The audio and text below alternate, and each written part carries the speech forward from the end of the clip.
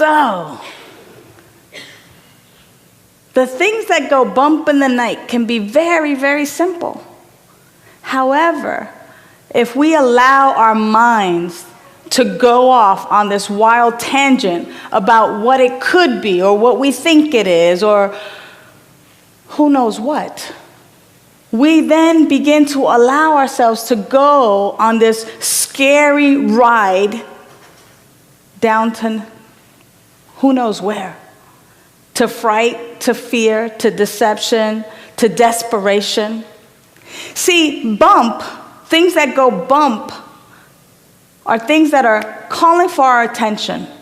Anything that bumps you, anything that rubs up against you is really calling for your attention. Look at me, pay attention to me. There's some gift that I bring to you. What are some of those things in your life that are bumping you constantly? I think about bumper cars, because bumper cars are not like race cars. I like race cars, because you just get to go really fast around the track. But in bumper cars, a couple weeks ago we were at Knott's Berry Farm, got on the bumper car rides. And in bumper cars, you want to bump people. You want to see their response, their reaction. You want to bump them and make them jerk around. And the goal in bumper cars is to actually bump. It's not to just go around in the circle like race cars. So the things that are bumping you, like in bumper cars, if I bump you, I'm seeking your attention. I'm bumping you. I'm playing with you. I'm kind of saying, hey, here I am. But what are some of the things that continuously bump you that are seeking your attention because they're coming up to be healed, to be revealed, to be looked at, so that the light can shine on it and it can be revealed for the lie that it is? See, many of us, especially in this economy, as they say, maybe we've lost our jobs, lost a loved one, maybe we're losing our business, maybe we didn't get a promotion that we wanted, maybe we had an argument with our BFF or a family member, or there's been some disappointment in our life. Those are the bumps. Those are the things that go bump in your life. Those are the things that are simply coming up to be looked at, to be examined. Bump, B-U-M-P. Beware of the underlying mental practice. Just like in the song that Jan sang to us so wonderfully, right after that beautiful opening prayer, the little girl, her mental practice was, I'm gonna smile so you don't know that I'm afraid. But oh boy, there's something really wrong right now. How many of us do that? How many of us do the spiritual whitewashing? How many of us do the spiritual bypass? How many of us just totally glaze over situations in our lives because we're taught, or actually maybe mistaught, to use our prayer or affirmations or certain things to just kind of wish it away? We cannot wish it away. We get to do the work. It's coming up, it's bumping us, and it continuously bumps us because it needs to be addressed. Not just chanted away or prayed away or whatever. It needs to be looked at. It needs to be, the light needs to shine on it so we can see exactly the lie that it is. You know, a lot of us are so afraid of the unknown. That's a scary thought right there. That's scary, all right? There's nothing that is really unknown. What I know is that God is all there is. What I know is that God created everything out of itself. Therefore, my life is the life of God. What I know is that right where I am, God is. What's unknown? That's what I need to know. That's what I get to anchor. That's the mental practice that I get to engage in so that when things go bump, I can look at it. And instead of being scared, like in the poem, thump, thump, thump, bump, bump, bump, and too afraid and throw the covers over my head, too afraid to look, too afraid to really investigate and to see what is really happening, it's just a ball. It's just a ball. But because the weather was just right, because it was this perfect storm and things were creeping around and things were kind of, ooh, A simple ball going thump, thump, thump, bump, bump, bump in the middle of the night scared the person in the poem. How many times do we allow situations, conditions to frighten us, to scare us, to throw us into this place of deep depression, to throw us in this whirlpool of sadness and lack and limitation and doubt and fear? How many times do we allow these things that go bump to really throw us in a tailspin instead of taking a look at our mental practice? Instead of us becoming beware of the underlying mental practice and saying to ourselves, what is the truth that I know right now? Even though this looks like this, or this sounds like this, or this can be scary or frightening, what is the truth that I know right now? And becoming aware of our mental practice, where we go in our own heads, and see if we're going down this rabbit trail that takes us nowhere, or whether we are using our faculty to recognize and to know the truth, to tap into that energetic that is life, to really begin to anchor and use that truth that we know to be the truth to really step us out into the light, into the truth of who and what we are. Make sense? Yeah. Too many times, the things that we bump up against take over our life. Too many times the things that we bump up against take over our lives. And we begin to think and or believe that which is coming up is the actual truth. When we really, really know, and if we don't know, then our practice is to really know that right where we are, God is. That everything is coming together for our good. That I'm living and having my being in God. And that God is living and having its being in, through, and as my life. And when we anchor in that truth, when we recognize that truth, when we know it beyond the shadow of a doubt, and we recognize that our mental practice, it may be to go to that side of lack and limitation, doubt, and fear. Oh, we can go, oh no, hold on. Now that's scary. What's the truth? And begin, even if it's taking small steps, begin to really take a look at our mental practice and make some small changes that we can actually participate in and do and recognize and practice and practice and practice, so that our default, when things bump us, when we bump into things, when these things pop up in our lives, these circumstances, these situations, so that when these things pop up, that our default is not lack, limitation, doubt, fear, insecurities, but indeed that our default becomes, oh, you look like a monster. But what I know is that right where I am, God is. I know that there's one power, one presence, one life. That life is the life that God is. That life is perfect. That life is my life right now. Therefore, it's from this place of power, from this place of peace, from this place of love, from this place of courage, from this place of harmony, from this place of clarity, I move forth and move forward into it, not running away from it, not ignoring it, not chanting or wishing it away, but I go forth from this place of presence and power with ease and grace, knowing that though the appearance may be a little frightening, that because I'm anchored in my truth, that everything is really unfolding for my highest good, is really unfolding for the highest good of all. That the truth of who we are, that we're so anchored in that that it continues to shine forth, and we begin to see these situations, these things that may bump us, as opportunities for growth. We look at them and we go, oh, this is coming up so that I can clear this up.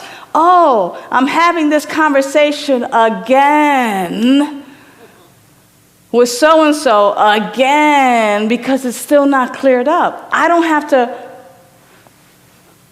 run away from it. I don't have to be afraid of it. I can just simply have this conversation again to have more clarity, to have more love, more harmony, more peace. You know, so many times what happens is we think that we can, we learn some things around here, which is what I love, because, this is a great teaching center. Like, we come here and we learn so much. This is like spiritual school. And we learn these tools, the power of prayer, of our affirmation, of meditation, of treatment. We learn how to vision, how to visualize, how to do our vision boards.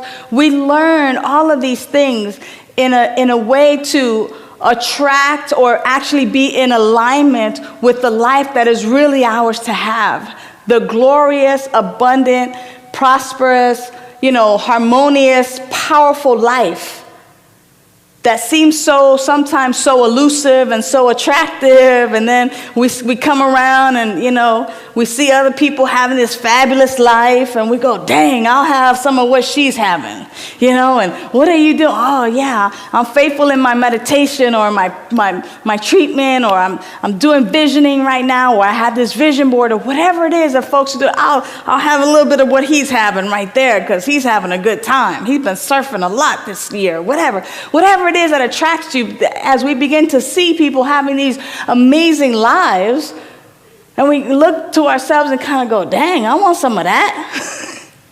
I want some of that. Well, we have to address the things that bump us, the things that go bump. We have to take a look at that. We have to know and be anchored, and so deeply anchored in the truth of who and what we are, that when these things bump us, we recognize them for what they are, and we don't let them swerve us or move us away from the truth of who we are. Right where you are, God is. Right where you are, God is. That's an affirmation that continuously, if we begin to even just if you're walking from your car into the office, right where I am, God is. Right where I am, God is. We begin to not only just say it as a way to like we're chanting something away, but what we're doing is we're using the power of repetition, where what we're doing is uncovering those areas where we think, oh yeah, God is everywhere, but not right here. We're doing that so that we can begin to really recognize that even in situations that will baffle us, if we recognize that we've been doing these affirmations and knowing this truth, when we come up to these things that bump, we can go, right where I am, God is. But stand there from a different truth, because now it's anchored within us. But it just doesn't happen with just affirmations. Of course, we get to do our meditation work. We get to sit in the silence, and we get to know, and we're sitting in that silence, and we're actually tapping into that deep I am presence that is within us, that is so silent. It's almost like this whisper. But of course, with the head chatter and the mind chatter going so loudly, sometimes we can't hear the whisper. It's like, shut up so I can hear. So I can hear the silence. So I can hear that sweet I am presence speak to me in the language of my soul. But it just doesn't happen with our affirmation and our meditation. Those are practices that when we do them in combination, they begin to work a little bit more. And yet, but wait, there's more. Order now, and we'll also teach you how to do treatment. Treatment is just our fancy way of saying affirmative prayer or scientific prayer that is not about begging or beseeching some power outside of ourselves to grant us what we want. Just like affirmations are not just us saying, I am whole, or I am healthy, or wealthy, or wise. It's not saying it out loud so that some energetic can pick it up and go, okay, you finally believe it. Here's some money. Or here's some health. It's not so that that happens. It's so that we might know it for ourselves. There's no power that's outside of us that's going to grant us stuff just because we're saying it. We get to know that this is already who and what we are. It's already been given. It is already ours. It's already here. And to the degree in which we have a spiritual practice and a mental practice that engages that and that knows that and that we get to live from that place, we get to really experience the abundance and the prosperity and the health and the wholeness and the peace and the harmony and the joy that there is to have.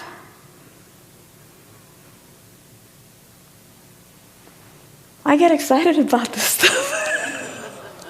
I just recognize how excited I was. Because there's some good stuff. You know, a lot of times we wanna not look at the things that bump us. We don't, oh, that's too negative. I don't want to look at that. I don't want to deal with that. Go away. But it's coming up so that we can recognize it for the lie that it is. Dissolve into the nothingness from where it came. It came from some thought pattern or some mental pattern that we've picked up along the way. It's almost like we've been the street sweepers of trashy thoughts, in life, just like driving and the sweepers going, oh, we'll pick up that one, we'll pick up that one. And then when things go bump, we're like, oh yeah, I'm no good. Oh yeah, I'm not, smart. Oh yeah, I'm not worthy. Oh yeah, of course that's happening to me. I didn't do this or this or that. Or, oh yeah, that's just my karma coming up. It's almost, where did we get that stuff from? It's not even the truth of who we are. Somebody else threw it out and you picked it up. Somebody threw it out and we pick it up. We don't have to pick it up anymore. We don't have to pick up other people's trash. Just because people say, oh, if you do that, such and such and such, what's going to happen to you. I remember, if you keep turning your eyelids inside out, a fly's going to get stuck on it.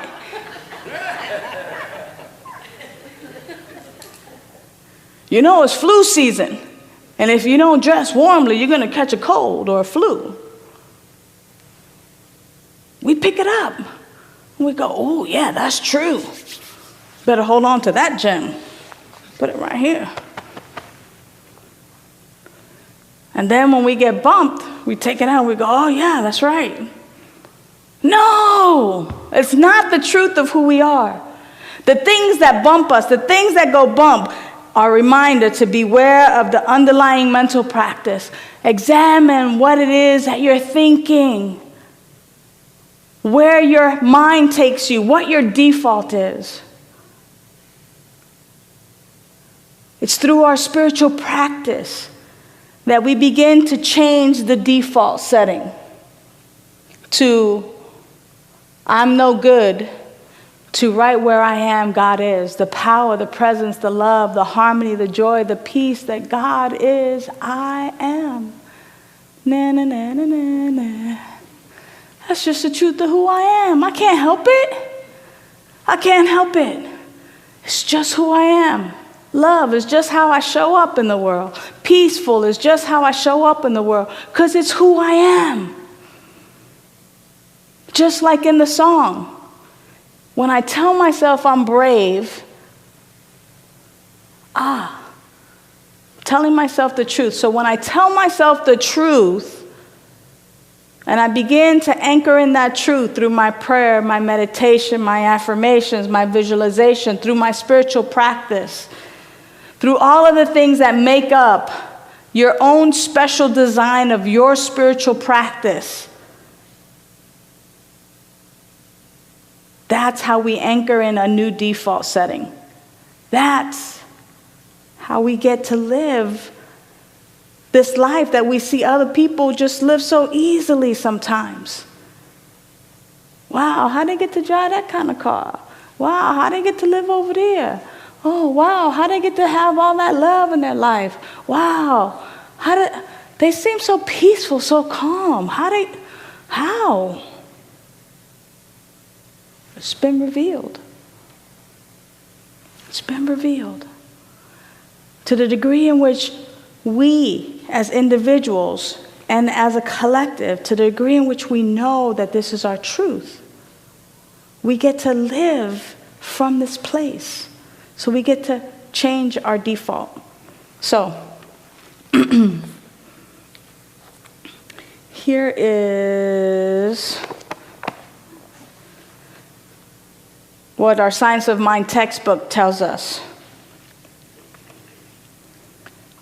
This particular reading is actually talking about treatment, which is our affirmative prayer. Again, not praying to a power outside of ourselves, but affirmative prayer simply being that we recognize that there's a power and a presence, and that power and presence created everything out of itself. Therefore, I am one with this power and presence, so I'm unified, and then I'm simply stating that which is already my truth, but recognizing that it is indeed my life, and giving thanks for that.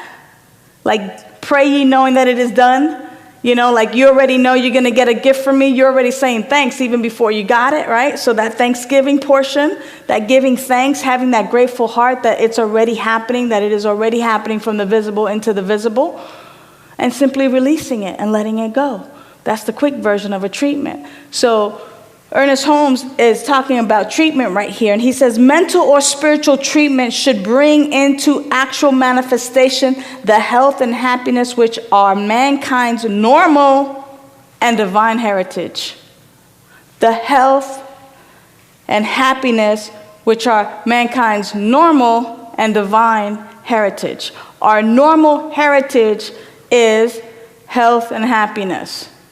Spiritual health, emotional health, mental health, financial health, happiness, again, in all areas of our life. Health and happiness is our normal and divine heritage. So when we broke, we're not in the normal heritage of life.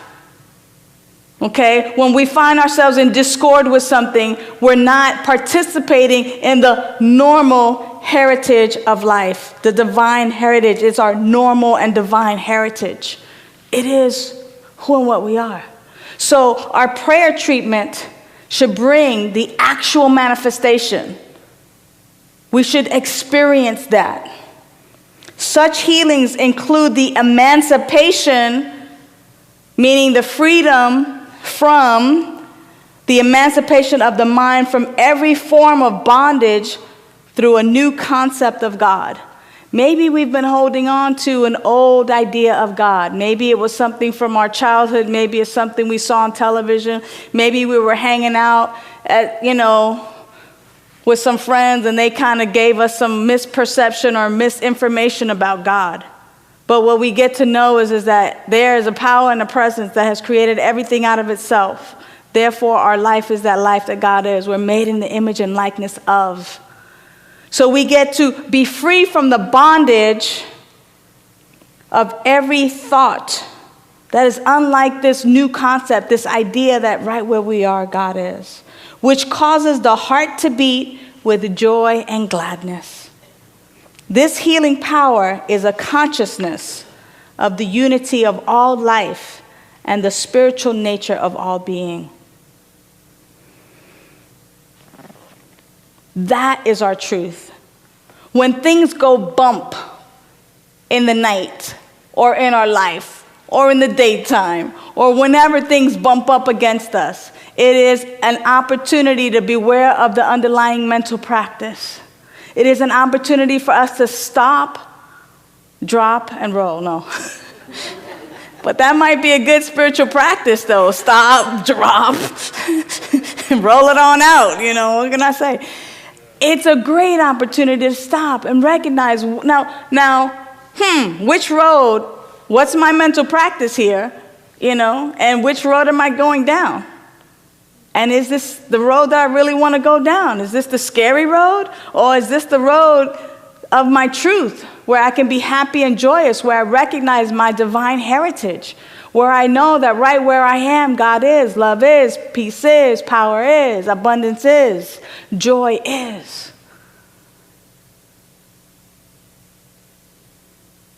The scary stuff is when we believe in lack and limitation. The scary stuff is when we believe that we're separate from life.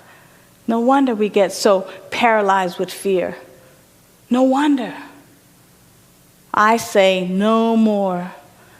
In this month of October, as we begin to explore those things that go bump, as we begin to really uncover the cobwebs of our spiritual practice and of our consciousness and really go into the nooks and crannies, let's begin to sweep out that which no longer serves us.